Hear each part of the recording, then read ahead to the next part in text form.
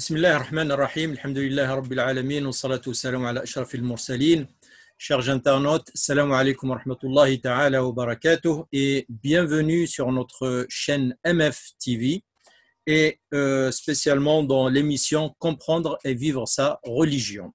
Alors, nous avons la joie et l'honneur d'accueillir avec nous Cheikh Larbi El-Bishri, doyen de l'IESH de Château-Chinon et membre du Conseil européen de la fatwa et des recherches. Cheikh Larbi, marhaban, salam alaikum wa rahmatullah. Wa alaikum salam wa rahmatullahi wa barakatuh. Alors, il y a avec nous aussi donc, le frère Mourad. Salam alaikum, cher Mourad. Le sujet d'aujourd'hui est un sujet en fait très intéressant et très polémique. Ça fait un moment maintenant donc au niveau de la communauté musulmane. Il s'agit du sujet de l'achat de maisons avec un crédit bancaire, c'est-à-dire avec intérêt.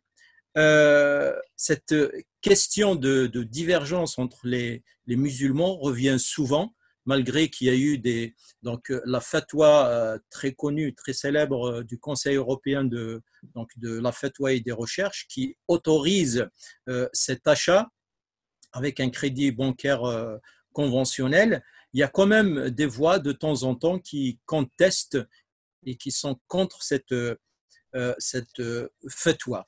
Alors que beaucoup de gens donc, se sont basés sur ces avis-là pour acheter leur maison, donc domicile principal, et d'autres réfutent les arguments du Conseil européen et ne veulent pas acheter. Donc c'est autour de cette question que va tourner notre débat. بسم الله الرحمن الرحيم الحمد لله والصلاة والسلام على رسول الله وعلى آله وصحبه ومن اتبع هداه أما بعد السلام عليكم ورحمة الله وبركاته. Aujourd'hui, par exemple, certains avancent l'argument que on vous dit il y a des institutions musulmanes aujourd'hui, hein, sans les citer, qui peuvent en quelque sorte pratiquer le murabaha. Et donc, cette fatwa du Conseil européen n'a plus on va dire, ne peut plus être pratiquée parce qu'il y a une alternative. Qu'est-ce qu'on peut répondre à ça? Alors, effectivement, le Conseil européen de la fatwa a dit s'il y a une alternative, c'est-à-dire elle est conditionnée. D'abord, le fatwa est conditionné par le fait d'acheter une maison pour habiter. Ça, c'est la première chose. Deuxième chose, il faut que ça soit ici en Europe. Alors, pourquoi? Parce que tout simplement, le Conseil a étudié le cas des musulmans d'Europe. Tout simplement. Ça ne veut pas dire que cette fatwa, que d'autres savants ne peuvent pas faire cette fatwa ailleurs. Il faut juste qu'il étudie le contexte et normalement, dans le fatwa, on n'a pas le droit, on est dans un contexte, on ne peut pas faire la fatwa pour un autre contexte. Donc, c'est pour ça qu'il y a cette condition. Troisième condition, il ne faut pas qu'il y ait une alternative. C'est-à-dire, on peut acheter cette maison avec de l'argent qu'on a de côté ou avec des emprunts qu'on peut faire chez la famille, les amis, tout ça, ou bien un moyen financier qui est halal. Al-Murabah. Et là, le Murabah, c'est une grande question. Il faut du temps pour expliquer le problème de Al-Murabah. Alors, moi, je vais résumer. Ils ne vont pas être contents, ceux qui travaillent dans les banques islamiques, mais voilà, je vais dire mon avis, voilà, et ça engage que moi, mais ce n'est pas que mon avis à moi, c'est l'avis aussi d'un certain. Et cet avis, je les ai depuis les années 90, mais je ne l'ai jamais dit. Pourquoi? Parce que je croyais que j'étais le seul à le dire. Mais après, j'ai découvert qu'il y a beaucoup de savants qui sont plus savants que moi, hein, qui ont la même appréciation sur le sujet de la banque islamique. Donc, al-Murabah, moi je dis la chose suivante aux gens quand ils me posent la question. Si la banque islamique te donne le financement au même prix que la banque traditionnelle, ou même s'il y a une petite différence, ce n'est pas grave. Va vers la banque islamique. Donc, tu seras martah, on va dire, voilà. Mais si la banque islamique te donne un financement qui est beaucoup plus cher que ce que donne la banque traditionnelle, ça ne sera pas une alternative. Parce que là, on est en train d'utiliser le halal pour se mettre de l'argent plein les poches, au détriment de qui? Eh bien, au détriment du petit consommateur. Lui qui va travailler toute une vie pour financer une maison, eh bien, toi, tu vas lui prendre, au lieu de lui prendre, par exemple, sur je ne sais pas combien, une période, de lui prendre 30 000, tu vas lui prendre 50 000, par exemple. Pourquoi cet écart? Donc, le halal doit être facile. Le halal doit être... Allah subhanahu wa ta'ala, il a fait al-qard blash. Pourquoi vous ne faites pas al-qard hasan si vous voulez être islamique et vous voulez être dans le halal? Faites un qard hasan. C'est très simple. Faites un système. Qui c'est qui peut faire un système de qard hasan? Voilà. On donne des prêts sans intérêt. Ça, c'est du halal. Les gens qui viennent pour emprunter, qui payent un loyer cher et il n'arrive pas à joindre les deux bouts et dit bon, tout cet argent que je suis en train de payer le loyer, ça va partir. Vous savez, la maison aujourd'hui c'est un bien exceptionnel. Le loyer est devenu trop cher. Donc ça veut dire qu'il va payer toute sa vie le loyer. Ses enfants ils vont payer un loyer. Faites quelque chose, hein, vous qui dites le halal, pour qu'on aura qard hasan, au moins pour les gens qui n'ont pas les moyens. Vous savez que la majorité des musulmans ils ont des revenus bas. Alors faites-leur ça. Surtout qu'il y a un point, c'est que ces alternatives… La banque islamique a été créée pour gagner de l'argent, pas pour vendre le halal. Elle a été créée pour gagner de l'argent. C'est ça. Alors, on gagne l'argent, oui, il n'y a pas de problème. Mais comme l'autre banque, elle gagne aussi de l'argent. Mais il faut que l'écart soit raisonnable. Que les taux soient équivalents. C'est ça La banque islamique, si on prend son histoire, au début, elle a commencé pour un but, je dirais, qui est tout à fait correct, il n'y a aucun problème. C'est-à-dire que les capitaux des musulmans qui n'arrivent pas à avoir qui n'arrivent pas à fructifier leur argent qu'à travers un intérêt. Et comme un musulman avec l'intérêt, bon, ça marche, il ne peut pas, on va leur proposer de nous ramener cet argent et nous, on va faire travailler cet argent, la faire fructifier. La banque, elle prenait l'argent, donc avec un contrat de qirad, on appelle appelé aussi mudaraba, qui consiste à quoi? Ça veut dire que l'épargnant, il va donc donner de l'argent, il va déposer de l'argent chez la banque. L'argent, la banque va faire travailler l'argent, faire du commerce avec cet argent, peu importe, et elle va lui donner une part du bénéfice. S'il y a perte, tout le monde est perdant. S'il y a gain, eh bien le gain est partagé. Mais la banque, elle ne travaille pas. Qu'est-ce qu'elle fait, la banque? La banque va chercher des sociétés qui travaillent. Elle va chercher le savoir-faire. Elle fait la liaison entre celui qui a la liquidité et entre celui qui a le savoir-faire. Le commerçant, l'entrepreneur, voilà. Donc, tuqaridu bimal qirad. Bon, c'est déjà une question divergence, mais c'est pas grave. Yajouz. Donc, le problème, c'est que cette façon de faire chez la banque islamique au début, il y avait presque que ça. Cette façon de faire, elle est devenue risquée. Il y a trop de risques. Et ils ont essayé pendant des années, il y a trop de risques. Vous pouvez tout de suite savoir pourquoi il y a le risque. C'est-à-dire que vous ne pouvez jamais maîtriser le bénéfice d'un entrepreneur ou d'une société à qui vous financez des projets. Il y a une comptabilité, vous savez passer, la comptabilité est vraie, fausse, les charges sont gonflées ou pas gonflées. Bon, les gens, ils font ça aussi pour ne pas payer trop le fisc. Donc, L'épargnant, mesquin, lui, bon, il ne sait pas tout ça. Et la banque, elle se trouve, même la banque elle-même, elle ne peut pas maîtriser, en fait, la, le gain. Elle ne peut pas savoir exactement. C'est-à-dire, le gain, il est minime. Il est minime.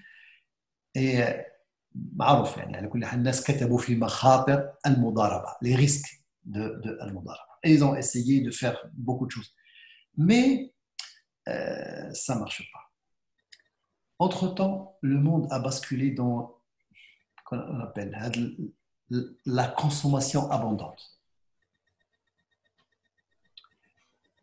Et on a vu que la banque traditionnelle a prospéré. Avec quoi? Eh bien, avec les micro-projets qu'elle finance.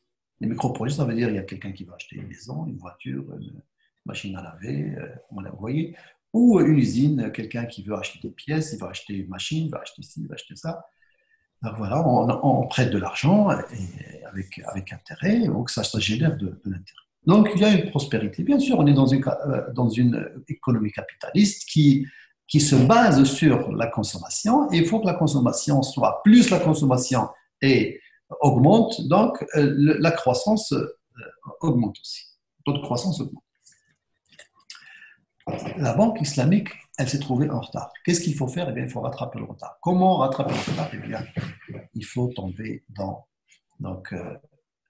cette consommation abondante. On n'est plus dans ce qu'on dit l'économie de l'éthique, ni l'économie musulmane.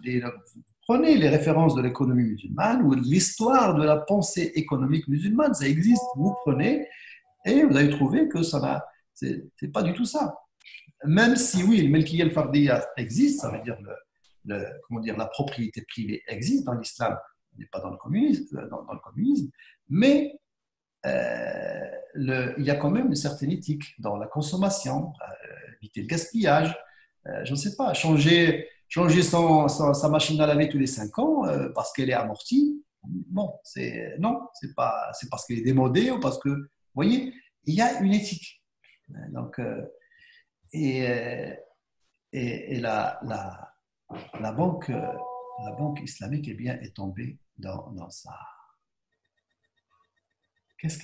Comment elle est tombée dans ça? Eh bien, comment faire pour financer un micro-projet? On va prendre le même produit financier commercialisé par une banque traditionnelle et on va essayer de lui trouver une forme valable.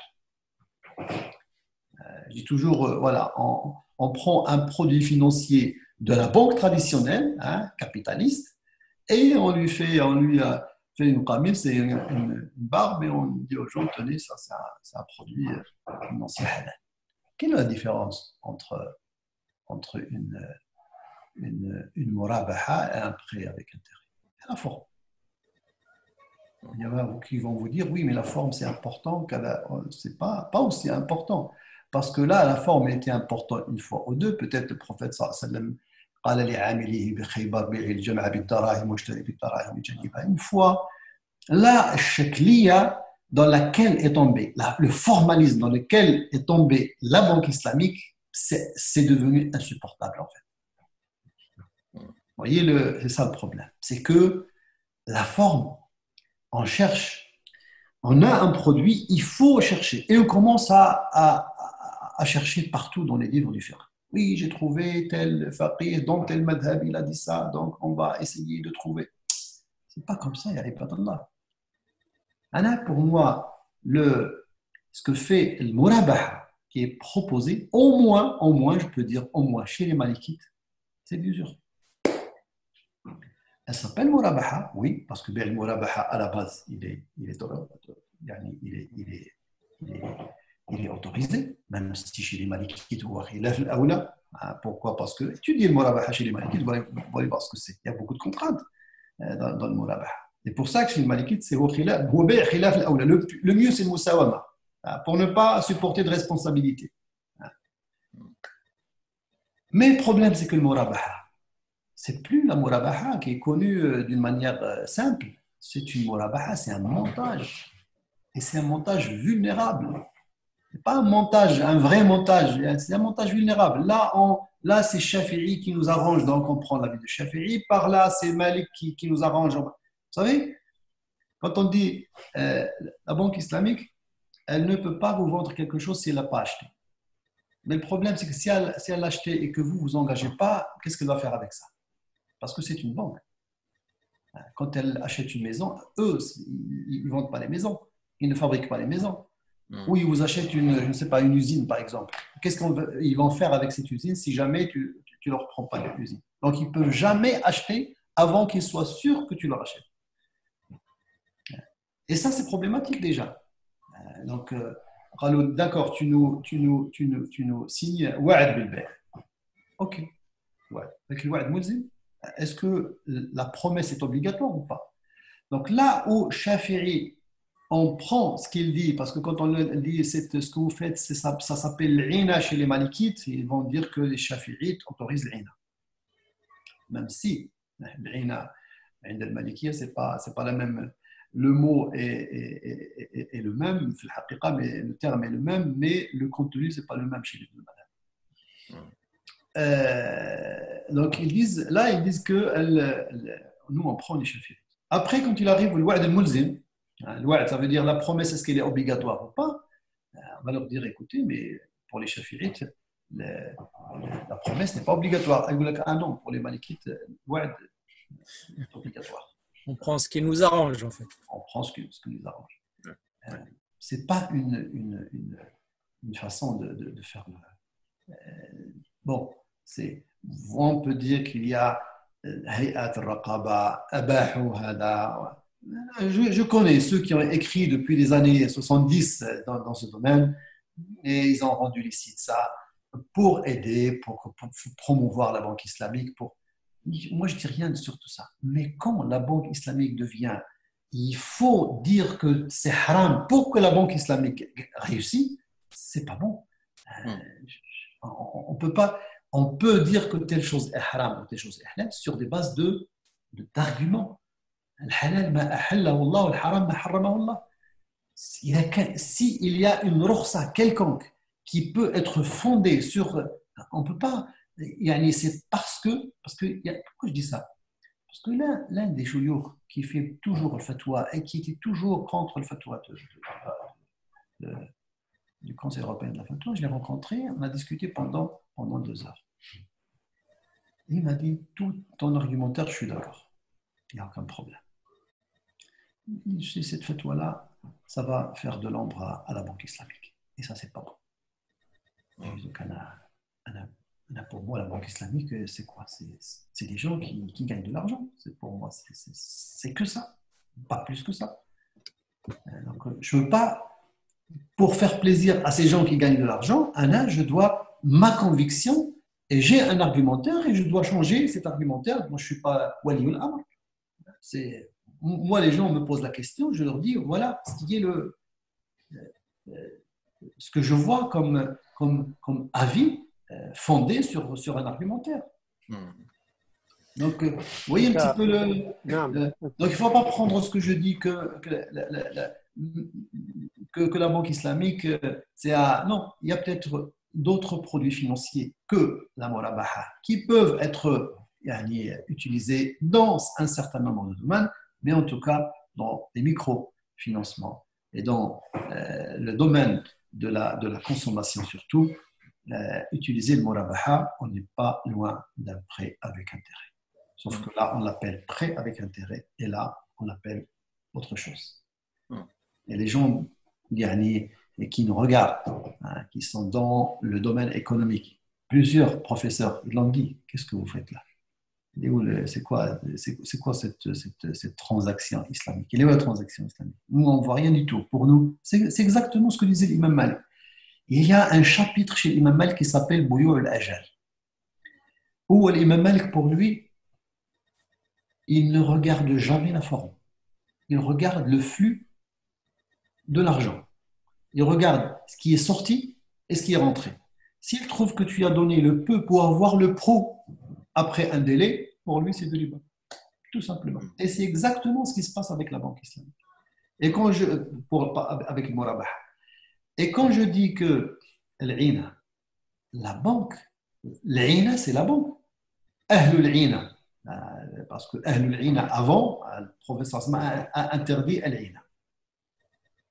Dans un hadith, et Aïcha dans un hadith pareil, elle a donc l'histoire entre Zayd ibn Aslam et la femme qui était sa femme à lui, elle lui a vendu.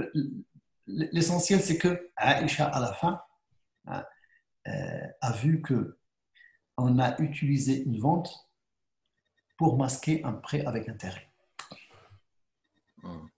Malgré qu'on l'a appelé vente, pour Aïcha, elle a dit à cette dame, quand elle est venue lui poser la question, بئس ما شريتي وبئس ما اشتريتي أبلغي زيدا أنه أبطل جهاده مع رسول الله إلا أن يتوب.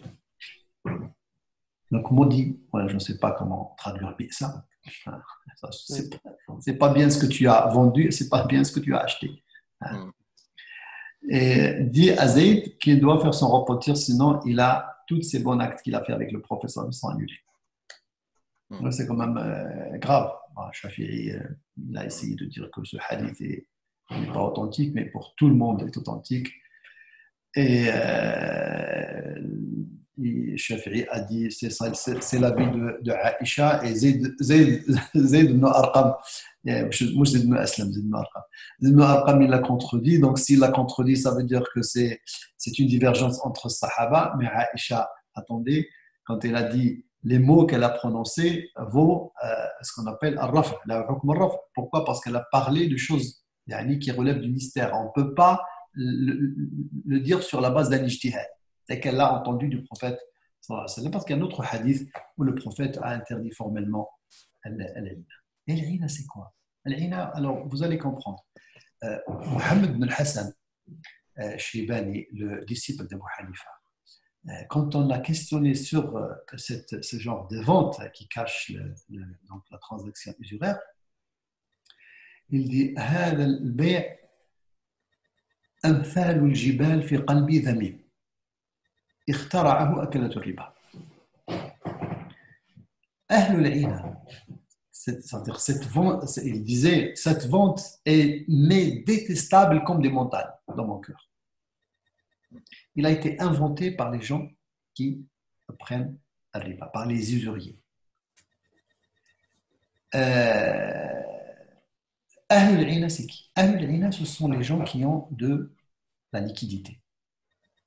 Ils ont la liquidité. Mais ils ne veulent pas se mouiller, ils ne veulent pas rentrer dans les commerces, dans le Canada. Non, ils sont là, dans le marché. Vous avez besoin de quelque chose, vous n'avez pas l'argent pour acheter quelque chose. On vient les voir. On leur dit, prêtez-moi ou donnez-moi 100, je vous rends 150. Ils disent, non, la haram, qu'est-ce que tu veux faire avec les 100? Eh bien, je veux acheter, je ne sais pas moi, un mouton. Ok, il n'y a pas de problème. Nous, on achète le mouton et on te le vend à 150. Et tu payes le 150 quand tu veux. Ça fait très longtemps que ça existe. Et c'est ce que Murabaha, même si elle s'appelle Murabaha, pour moi en tout cas, en fait, elle ne sort pas de cette. Ou Ahlul Ina, c'est ça. Les banques, hum Ahlul Ina. Alors, l'Ina, attendez. Je pense que le madhab le plus large dans l'Ina, il y en a même chez les Malikites qui disent que l'Ina a plus de 100 formes chez les Malikites. Donc, il y a certaines formes qui peuvent être légales chez l'Ina. Il n'y a aucun problème. Mais al-dabit, c'est quoi? C'est-à-dire la règle à appliquer pour savoir ce qui est bon et ce qui est mauvais dans ce que fait ces gens qui sont détenteurs de liquidités mais qui ne veulent pas se mouiller, juste ils financent des micro-projets aux gens. Al-dabit عند المالكية, c'est-à-dire la règle à appliquer, c'est on regarde le flux de la monnaie. Combien on a sorti et combien on a perçu. Si on trouve qu'on a donné le peu pour avoir plus après un délai, eh bien, on est dans une transaction usuraire. Voilà. Donc, j'espère qu'on a fait le tour. On a fait Si ce que j'ai dit est sawab, fa min Allah, wa in kana khata'an fa minni wa min ash-shaytan, wallahu wa rasuluhu minhu bari'an. واستسمح للإخوة الذين يشتغلون في البنوك الإسلامية donc pour cette franchise, c'est mon avis. Et je pense que c'est l'avis de bien d'autres. S'il y a quelque chose à apporter à l'économie actuelle, c'est une éthique. Et non pas copier ce qui existe, mais lui donner une autre forme pour gagner de l'argent. Barakallahu fik, Cheikh Al-Arabi. En tout cas, on ressort de cet échange, de ce débat qui est vraiment passionnant. C'est qu'il est très technique, donc il faut vraiment être spécialiste pour comprendre certaines choses et absorber cette masse d'informations. Hein. Et c'est pas facile pour quelqu'un comme ça qui lit une fatwa de donner son avis sans avoir tout ce savoir, toute cette science. En tous les cas, barakallahu fik pour toutes les infos, pour tous les renseignements, là, toutes les explications sur le sujet. Je pense qu'on aura l'occasion de revenir sur certains points parce qu'on n'a pas encore touché à toutes les facettes de ce sujet. Donc, je donnerai rendez-vous à nos internautes lors d'une prochaine, Inch'Allah ta'ala, session pour essayer de traiter d'autres facettes de ce sujet et de soulever d'autres points qui sont peut-être problématiques. Je ne sais pas ce que tu en penses, Mourad, si tu as des choses à rajouter. Barakallahu fik, Cheikhna al-Karim, Barakallahu fik, Karim. Il y a beaucoup de choses. En tout cas, ce qui ressort, un point essentiel pour, même si ceux qui nous regardent et ceux qui écoutent, il y a beaucoup qui ont parlé de ce sujet. Mais ce qui ressort surtout, c'est que ce n'est pas si simple d'aller traiter la question et en même temps que ceux qui ont pris cette fatwa pour l'appliquer, qu'ils soient rassurés que ce n'est pas venu comme ça, d'autant plus que ce n'est pas un individu qui a promulgué cette fatwa, mais c'est vraiment une institution et un conseil qui est reconnu avec tous ces savants à travers l'Europe. Et donc, les frères et les sœurs doivent être rassurés. Et ceux qui ne veulent pas prendre avec cette fatwa et qui, le temps viendra, peut-être qu'ils vont évoluer chacun à son temps. Wallahu a'lam. Barakallahu fik, Cheikhna al-Karim. Donc, encore une fois, barakallahu fik, Cheikh Al-Arabi, Cheikh Mourad aussi. Nos internautes, Inch'Allah ta'ala, on se donne rendez-vous, Inch'Allah ta'ala, donc prochainement dans un autre débat, dans un autre échange, toujours sur le même sujet, Inch'Allah, avec notre Cheikh Al-Arabi. Barakallahu fikum et salam alaikum wa rahmatullahi. Wa alaikum salam wa rahmatullahi wa barakatuh.